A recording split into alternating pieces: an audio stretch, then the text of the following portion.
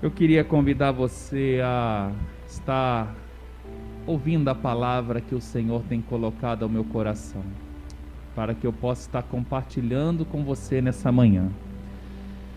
A gente tem estado avaliando, observando todas as situações que ocorrem nesse mundo, e assim como você, muitas vezes eu também atravesso algumas indagações. Ficamos então um pouco preocupados, ficamos um pouco sem entender determinadas coisas, e é nesse momento que Deus vai falando ao nosso coração. A gente quer compartilhar com vocês no dia de hoje duas mensagens que Deus colocou em meu coração. A primeira é: você pode chorar, né? Mensagem esta que nós vamos compartilhar agora de manhã. Logo mais à noite nós vamos falar sobre fraqueza não é derrota. Mas eu quero convidar você que está com a gente agora a não deixar de participar do nosso culto também às 19 horas. Eu quero apenas lembrar a quem já está chegando agora, né? Está participando do nosso culto, entrando agora na nossa transmissão. Nós estamos aqui todos usando máscara, porque nós vamos estar a partir, né, de nosso retorno ao presencial, também exigindo que as pessoas não deixem de se cuidar e cuidem uma das outras. Nós já tínhamos um cuidado e agora nós estamos acentuando esse cuidado, até porque com todo o cuidado que nós já tínhamos, a nossa equipe acabou sendo contagiada pelo coronavírus, e agora nós estamos procurando manter então um pouco mais o cuidado com o uso de máscara, até mesmo quando o pastor estiver pregando, alguém estiver dirigindo louvor, para que a gente possa manter esse cuidado, né, uns pelos outros. E nós vamos estar assim já treinando, já participando dessa forma, pelo menos até que as coisas estejam estabilizadas. Mas eu quero convidar você nesse momento a prestar bastante atenção na reflexão que Deus tem colocado no meu coração. Muitas vezes nós crescemos com a ideia de que uma pessoa forte é aquela pessoa que não chora, não é? E que diante dos problemas ela precisa se manter firme, procurando conter os seus sentimentos. Alguns homens, por exemplo, crescem sendo ensinados que homem que é homem não chora. Talvez você já tenha ouvido falar dessa forma, você tenha tido pai que lhe deu uma educação dessa maneira. O problema é que por essa razão, hoje muitos têm dificuldade de abrir seu coração, porque foram reprimidos. E muitas vezes têm dificuldade de abrir seu próprio coração até mesmo para Deus. Na Bíblia, nós vemos claramente que o choro, as lágrimas, elas fazem parte da nossa vida. O próprio rei Salomão, ele escreveu em certa ocasião, homem que recebeu sabedoria de Deus, sabedoria que o tornou próspero, que o tornou afamado, né? Ele disse exatamente isso lá em Eclesiastes capítulo 3, versos 1 e 4, ele vai dizer o seguinte, ele vai dizer o seguinte texto, ele vai dizer assim: olha, para tudo há uma ocasião e um tempo para cada propósito debaixo do céu. E aí lá no verso 4 ele vai dizer: há tempo de chorar, tempo de rir, tempo de prantear e tempo de dançar. Você percebe que Salomão, ele inclui na lista dos propósitos de Deus e também do tempo de nossas vidas que há tempo de chorar, tempo de prantear. Nós estamos, amados, vivendo este doloroso tempo, tempo de chorar, tempo de prantear, mas o choro não é algo tão ruim, e o pranto não é algo tão ruim como nós muitas vezes imaginamos. Tanto que o choro, ele era valorizado nas culturas antigas, e até mesmo havia uma profissão para isso. Quando uma pessoa morria, por exemplo, a família contratava as chamadas carpideiras. Você está olhando aí, vendo umas mulheres, né, pranteando, chorando, desesperadas. Quando a gente ouve essa palavra carpideira, a gente logo pensa numa uma máquina de roçar terreno, mas não é. As carpideiras eram as profissionais do choro. Normalmente eram mulheres, porque, como a gente já falou aqui, se mostrar forte era o papel dos homens. Então, eles não podiam manifestar suas emoções. Então, essas mulheres, elas eram contratadas para fazer o papel que muitas vezes os homens não podiam fazer, mas queriam fazer, porque dentro da gente fica aquele sentimento apertado, aquela bolha querendo estourar. E essas mulheres, então, elas eram contratadas para exprimir todo tipo de extravase comum em momentos de luto, induzir inclusive ao choro as pessoas que estavam ali à sua volta, enquanto participavam de um funeral. E essa prática, ela já existe há mais de 3.000 anos, e ainda hoje a gente encontra a prática, a profissão de carpideira na cultura oriental. Mas o fato é que as lágrimas, elas fazem parte da vida humana. Nós não precisamos sentir vergonha de chorar. Nós não devemos tentar nos fazer de fortes quando a situação pede que nós choremos. Elas são o desabafo da alma, as lágrimas. Como dizem alguns, dizem o ditado, ela lava a alma, não é? É necessário que nós choremos. O próprio Deus, por meio do seu Filho, né, o Deus encarnado, nosso Senhor Jesus Cristo, lá em João 11:35, diz que Jesus chorou, mesmo tendo em suas mãos o poder de reverter qualquer situação, inclusive a situação que estava diante dele, a situação da morte de um querido amigo chamado Lázaro. Mesmo ele vendo ali, né, a situação, ele tinha o poder para restaurar, para ressuscitar a vida de Lázaro. A gente vê que Deus, ele não se demonstra insensível à nossa dor, porque nós mesmos fomos criados à sua própria semelhança, e isso deixa implícito de que a frieza, ela é contrária à vontade, à natureza de Deus. Deus não é frio, como algumas culturas, né, costumam pintar os seus deuses que são inertes à situação humana, mas que querem ser o tempo todo agradado, deuses que são apenas justiça, mas não pode se falar que é um Deus amoroso, né, como é muitas vezes falado no islamismo, né, o Deus, o Alá, por exemplo, ele é visto como um Deus justiça.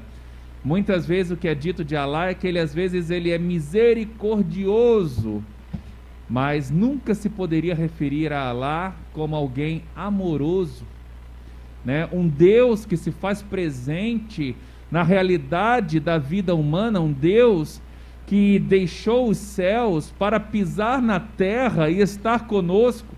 Isso era inconcebível. Mas nós vemos este Deus que não é frio, esse Deus que andava com Adão e Eva no jardim para ensiná-lo, para orientar o homem, sabe, um Deus próximo, um Deus que não desampara. Deus não é insensível, mas a Bíblia nos ensina algo mais. Será que o choro sempre fez parte da existência humana? A Bíblia nos parece indicar que não. O choro, o pranto, as lágrimas são decorrentes da ausência de alguma necessidade, seja ela o afeto, o amor, paz e segurança. Sabe, nós passamos a chorar quando o pecado ele entrou no mundo, quando a raça humana se desviou dos ensinamentos de Deus e começou a sofrer a falta das suas necessidades primárias: amor, afeto, paz e segurança. É aí que nós começamos a chorar. Até que esta vida termine, as lágrimas continuarão a fazer parte do nosso dia a dia. Venham elas como desabafo da alma, motivadas por tristeza ou angústia. Venham elas pela surpresa de demonstrações de amor e afeto que preenchem o coração sedento de um pecador. Na Bíblia nós encontramos diversas referências de homens e mulheres que choraram. Por exemplo, numa das histórias mais lindas da reconciliação entre dois irmãos que há anos não se viam, porque um tinha medo do outro por causa de um problema antigo, a gente lê em Gênesis 33:4 o seguinte: olha, mas Esaú correu ao encontro de Jacó e abraçou-se ao seu pescoço e o beijou, e eles choraram. Nós encontramos também a história de um homem que fora vítima da inveja e da maldade dos seus irmãos. Por muitos anos, a dor da rejeição e o impedimento de estar com aqueles que amava o fizeram sofrer. Quando eles finalmente se reencontraram durante um tempo de quebrantamento por causa de uma fome que se abatia sobre a terra, a Bíblia narra de forma emocionante este reencontro. A Bíblia vai dizer em Gênesis 45, versos 1 e 2 o seguinte: a essa altura, José já não podia mais conter-se diante de todos que ali estavam e gritou: façam sair a todos. Assim, ninguém mais estava presente quando José se revelou aos seus irmãos, e ele se pôs a chorar tão alto que os egípcios o ouviram, e a notícia chegou ao palácio do faraó. Mais uma vez, um homem derramando suas lágrimas. Uma mulher que sofria porque não podia ter filhos, e naquele tempo, mulheres estéreis, elas eram vítimas do preconceito. Ela demonstrou todo o seu sofrimento durante uma oração. 1 Samuel vai dizer assim: certa vez, quando terminou de comer e beber em Siló, estando o sacerdote Eli sentado numa cadeira junto à entrada do santuário do Senhor, Ana se levantou e com alma amargurada chorou muito e orou ao Senhor. Um pai cujo filho havia se desencaminhado e havia sido morto por causa dos seus pecados, também não conteve suas emoções. Olha o que diz 2 Samuel: então o rei, abalado, subiu ao quarto que ficava por cima da porta e chorou. Foi subindo e clamando: ah, meu filho Absalão, meu filho Absalão, quem me dera ter morrido em seu lugar. Ah, Absalão, meu filho. Esse rei era Davi. Ele perdeu o filho por causa dos desvios de seu filho da presença de Deus.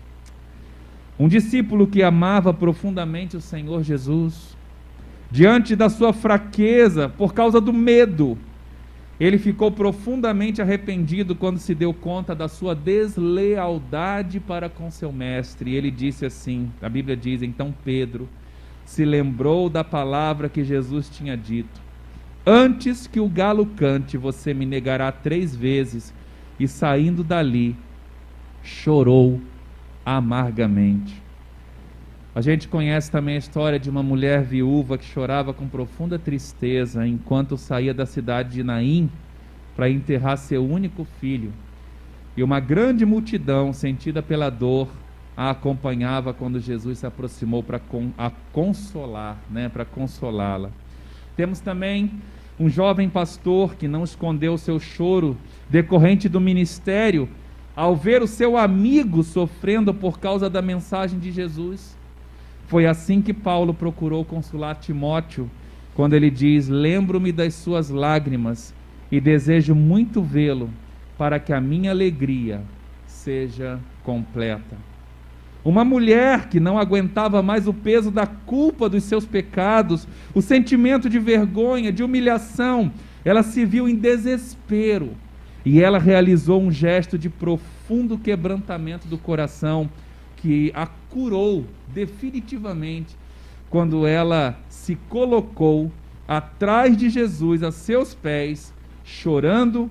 Ela começou a molhar os pés com as suas lágrimas, depois os enxugou com seus cabelos, beijou-os e os ungiu com perfume. Eu poderia continuar aqui relatando muitas outras histórias de pessoas que choraram. Sabe, essas histórias estão todas relatadas na Bíblia e fazem parte também do nosso cotidiano. Muitas dessas histórias que contamos aqui, elas são reais à vida de muita gente nesse mundo. Sabe, porque são histórias que elas se passam dentro da narrativa da história humana. E a gente vê aqui a dor, o sofrimento sendo vivenciado de forma legítima. Mas todas estas pessoas, a Bíblia deixa claro que foram alvos do amor de Deus. Portanto, eu volto a dizer para você, você pode também chorar. Você pode chorar. Não queira ser forte em momentos difíceis, mas precisa também saber como chorar. Eu me lembro da letra de uma música cantada pela Cassiane, que eu sempre guardei no meu coração, que diz assim: olha, se você já pensou em desistir, tenha fé e não pare de sorrir. Você vai ver que o inimigo não vai entender que o crente, até mesmo chorando, ele canta, porque se chorar, chora nos pés do Senhor. Tem Jesus como seu consolador. O teu sofrer uma noite até pode durar, mas o crente sabe que a vitória vem pela manhã. Essa letra, ela foi escrita de uma maneira muito inspiradora, porque na verdade ela se baseou naquilo que a palavra de Deus diz. O choro pode durar uma noite, mas a alegria vem ao amanhecer. Nós acabamos de falar de uma mulher que chorou aos pés do Senhor Jesus, e ela foi completamente restaurada, curada das suas feridas emocionais. O mesmo eu oriento você a fazer.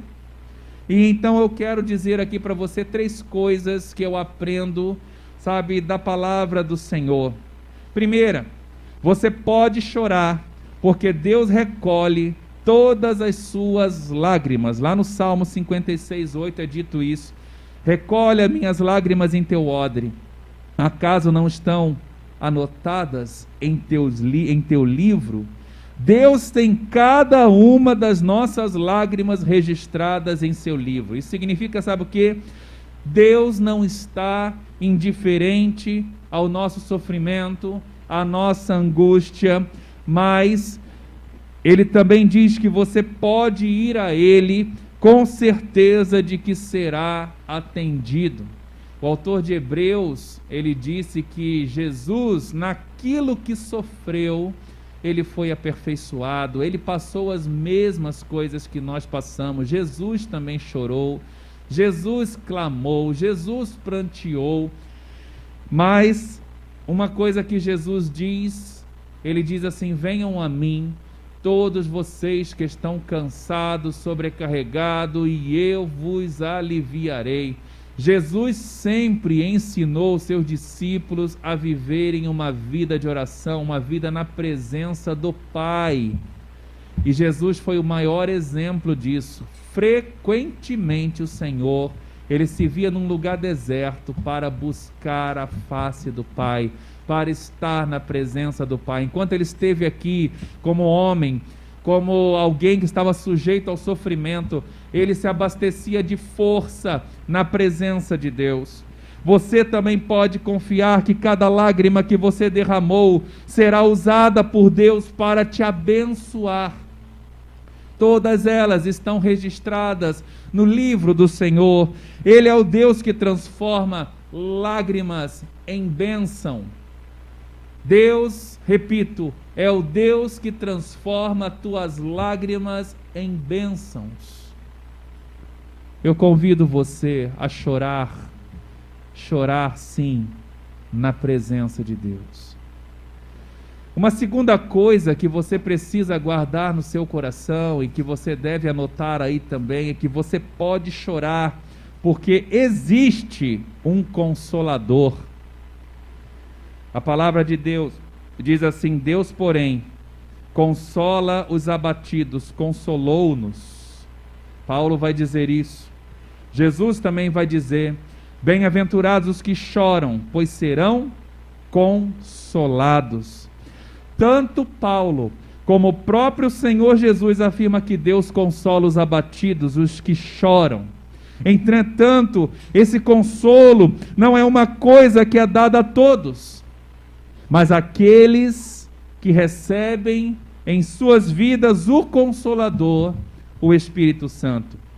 Em João 14, 26, é dito assim: mas o Conselheiro, o Espírito Santo, que o Pai enviará em meu nome, lhes ensinará todas as coisas e lhes fará lembrar tudo o que eu lhes disse.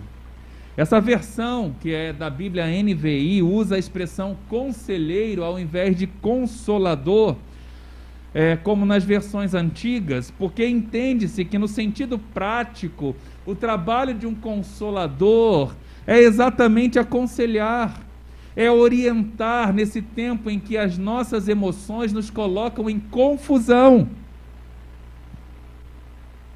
E é exatamente esse papel que o Espírito Santo exerce na vida daqueles que creem no Senhor Jesus. Por isso, se você deseja ser consolado por Deus, a primeira coisa que você tem que fazer é abrir a porta do seu coração para Jesus, para que o Espírito Santo ele possa entrar e ele possa ter a liberdade de falar aos teus ouvidos, à tua mente, ao teu coração, e você então possa ser orientado pelo Senhor. O Espírito Santo ele só pode habitar naqueles que recebem Jesus Cristo em sua vida, que se dispuseram a fazer sua vontade e confiam em suas promessas. Estes têm um Consolador que não os decepcionará.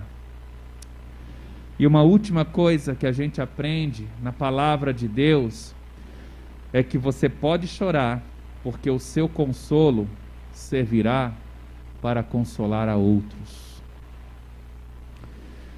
Lá em 2 Coríntios, capítulo 1, versos 3 e 4, diz assim: bendito seja o Deus e Pai de nosso Senhor Jesus Cristo, Pai das misericórdias e Deus de toda consolação, que nos consola em todas as nossas tribulações, para que com a consolação que recebemos de Deus, possamos consolar os que estão passando por tribulações. Queridos, Deus não desampara seus servos, e é por isso que eles logo se levantam. Eu já disse, repeti aqui algumas vezes, que aqueles que esperam no Senhor renovam suas forças. Eles voarão alto como a águia, eles correrão e não se cansarão, caminharão e não se afatigarão, porque a sua força não está em si mesmo. O consolo de Deus renova as nossas forças, e o testemunho dessa força sobrenatural que age sobre o servo de Deus pode ser percebido pelos que estão à sua volta. Você que é profissional da saúde e é um cristão, eu imagino o quanto você deve estar cansado e desgastado fisicamente. Minha palavra a você: recorra ao Senhor mais vezes em oração, para que aonde você estiver ali exercendo a sua profissão, no meio daquelas pessoas que talvez ainda não tenham tido um encontro com Jesus, elas possam ver o poder de Deus agindo sobre a sua vida. Sabe, ao mesmo tempo, os sofrimentos de um cristão o tornam mais sensível ao amor ao próximo, o faz desejar consolar aqueles que sofrem à sua volta. Sabe, o nosso choro, ele é consolado porque nós temos promessa segura de que todo sofrimento tem data marcada para o seu fim. Guarda isso no seu coração. todo sofrimento tem data marcada para o fim. Seja ele dentro do tempo, seja ele temporal, seja ele também dentro da história, né? Aonde Deus vai determinar num determinado momento, de uma determinada ocasião, o fim de toda esta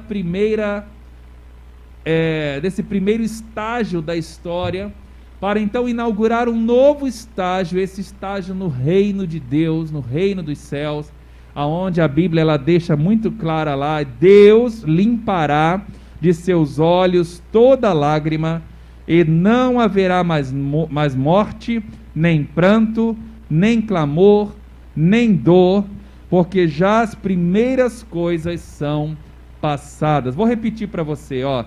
Deus limpará dos seus olhos toda lágrima, não haverá mais morte, nem pranto, nem clamor, nem dor, porque já as primeiras coisas são passadas. Veja que a palavra de Deus ela é bem clara ao dizer: todo sofrimento terá fim. O Senhor mesmo prometeu, e o Senhor mesmo irá cumprir esta promessa. Você pode chorar e você deve chorar, quando a situação pedir para chorar. Mas lembre-se destas coisas que aqui foram mencionadas. Lembre-se de que o seu choro, ele vai seguir a um propósito de Deus, e o Senhor vai usar você para consolar outras pessoas.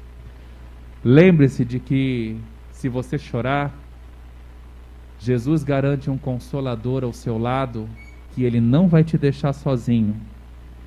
E lembre-se de que Deus, Ele recolhe todas as suas lágrimas, e estas lágrimas serão convertidas em bênção. Deus é um Deus fiel, Ele não desampara o seu povo. Convido você a deixar que o seu coração esteja aberto à palavra do Senhor. Deus amado, muito obrigado, Senhor meu Deus, porque o Senhor falou muito comigo nesses dias em que eu estava refletindo sobre essa mensagem. Mas também, Senhor meu Deus, eu tenho certeza que estás falando ao coração do povo que está assistindo a esta reflexão, está participando desse culto. Muitos de nós, meu Deus, estamos com os olhos marejados pelo choro, pelas lágrimas, pelas angústias, Senhor meu Deus, dessa vida, mas nós sabemos que o Senhor não vai desamparar, o Senhor não vai nos abandonar, o Senhor não nos deixa sós, porque a Tua palavra, ela é fiel, o Senhor cumpre tudo aquilo que promete, e tem demonstrado isso, não apenas ao longo da história, mas cotidianamente nas nossas vidas, ó Pai.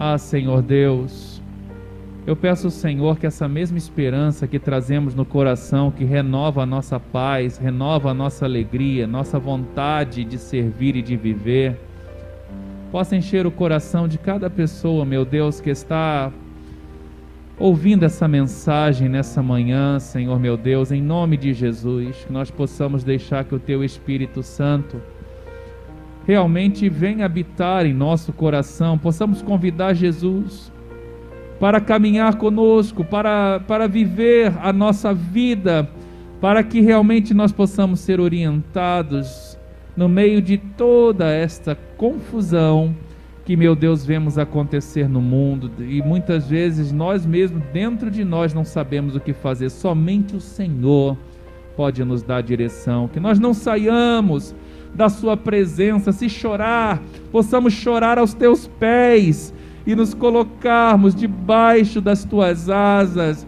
sabendo que o Senhor nosso Deus não deixará de dar resposta àqueles que clamam. A Tua palavra diz: clama a mim e te responderei, te informarei coisas grandes, coisas firmes que não sabes. Ó Senhor meu Deus, a Tua palavra diz que aquele que invocar o nome do Senhor será salvo, será, ó Deus, respondido na hora da angústia, na hora da aflição. O próprio rei Davi disse: esperei com paciência pelo Senhor, e Ele se inclinou para mim e ouviu o meu grito de socorro. Ó Deus, Tu és Deus fiel, Tu és Deus próximo, Tu és Deus presente, que não desampara na hora da angústia. Estamos todos aqui com nossos corações abertos a Ti, Senhor. Pedimos que nos ajude a compreender Tua vontade, pedimos que nos renove, Senhor meu Deus, o propósito, a esperança, pedimos que renove nossas forças, pedimos que o Senhor meu Deus abençoe a Tua igreja, fortaleça, Senhor meu Deus, o Teu povo. Diante de tudo isso, refine o nosso coração, para que nós sejamos, meu Deus, melhores, estejamos aptos a cumprir a Tua vontade, a Tua missão neste mundo, Senhor. Obrigado, Deus, por esta manhã, obrigado por esta ocasião, é no nome de Jesus que eu oro e te agradeço. Amém, Senhor.